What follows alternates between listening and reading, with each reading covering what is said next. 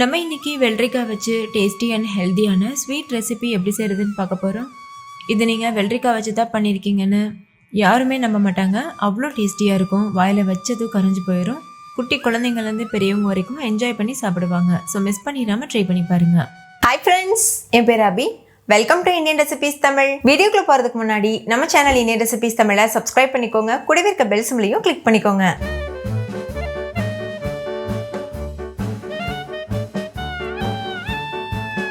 First இந்த recipe பண்ணுறதுக்கு ஒரு வெள்ளரிக்காய் எடுத்துக்கோங்க. இந்த அளவுக்கு பெரிய சைஸ் வெள்ளரிக்காயாக இருந்தால் ஒன்று போதும்.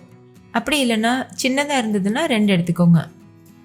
இப்போ 2 ஓரங்களையும் கட் பண்ணிவிட்டு தோல் சீவிட்டு நடுவில் இருக்க விதையை நீக்கிடுங்க. இந்த மாதிரி 2ஆக கட் பண்ணிவிட்டு நடுவில் ஒரு கீரல் போட்டுட்டு அதுக்கப்புறமா விதைகளை ரிமூவ் பண்ணிடுங்க. நீங்கள் வெள்ளரிக்காய்க்கு பதிலாக சுரக்காய் கூட யூஸ் பண்ணலாம். சுரக்காயுமே இதே போல் தான் யூஸ் பண்ணிக்கணும். அதாவது வெளியில் இருக்க தோலை ரிமூவ் பண்ணிவிட்டு உள்ளே இருக்க விதையும் ரிமூவ் பண்ணிட்டு தான் யூஸ் பண்ணணும். இந்த மாதிரி விதையெல்லாம் ரிமூவ் பண்ணிவிட்டு இந்த வெள்ளரிக்காயை எடுத்தாச்சு. இப்போ இதை நம்ம ஒரு கேரட் துருவி வச்சுட்டு நல்லா துருவி எடுத்துக்க போகிறோம். துருவிட்டு வேறு ஒரு பவுலுக்கு மாற்றி வச்சுக்கோங்க. துருவுறதுக்கப்புறம் இந்த மாதிரி தான் இருக்கும். இப்போ இதை நம்ம எந்த கடாயில் ஸ்வீட் செய்ய போகிறோமோ அந்த கடாயில் சேர்த்துட்டு இது கூடவே 1 கப் அளவுக்கு பொடிச்ச வெல்லம் சேர்த்துக்கோங்க. கூடவே 1 கப் அளவுக்கு துருவின தேங்காய் சேர்த்துக்கோங்க. 1 டேபிள் ஸ்பூன் நெய் சேர்த்துக்கோங்க. 1/2 டீஸ்பூன் அளவுக்கு ஏலக்காய் தூள் சேர்த்துக்கோங்க. 1/2 கப் தண்ணியும் சேர்த்துட்டு இது நல்லா மிக்ஸ் பண்ணிக்கோங்க. நான் டெசிகேட்டட் கோகோனட் பவுடர் யூஸ் பண்ணியிருக்கேன். கடையில் கிடைக்கிறது. நீங்கள் ஃப்ரெஷ்ஷான தேங்காய் துருவல் கூட யூஸ் பண்ணிக்கலாம். ஹை ஃப்ளேமில் வச்சு இந்த மாதிரி தண்ணியான கன்சிஸ்டன்சி வர வரைக்கும் கொதிக்க வச்சுக்கோங்க. ஒரு கொதி வந்ததுக்கப்புறமா இது கூட அரிசி மாவு சேர்க்கணும். 1 கப் அளவுக்கு அரிசி மாவு சேர்த்துக்கோங்க. அதாவது பச்சரிசி மாவு. நீங்கள் இடியாப்ப மாவு, புட்டு மாவு எது வேணால் சேர்க்கலாம். கடை மாவும் சேர்க்கலாம், வீட்டில் அரைச்ச மாவும் சேர்க்கலாம். சேர்த்துட்டு ஸ்டவ்வை லோ ஃப்ளேமில் வச்சுட்டு இது நல்லா திக்காக வர வரைக்கும் கலந்துட்டே இருங்க. கட்டி பற்றக்கூடாது. கைவிடாமல் இந்த மாதிரி கலந்துக்கோங்க.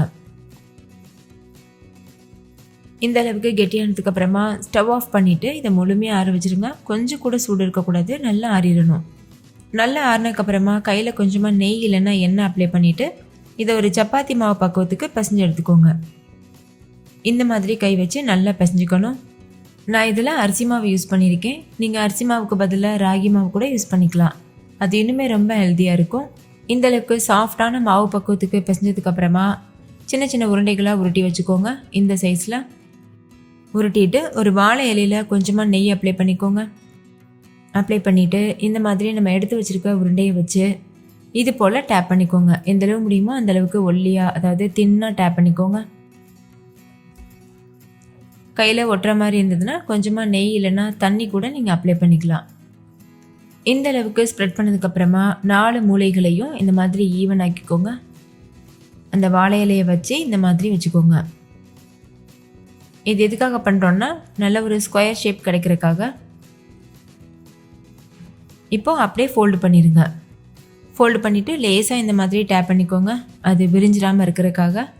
பாருங்கள், இதோட ஷேப் இந்த மாதிரி தான் இருக்கும்.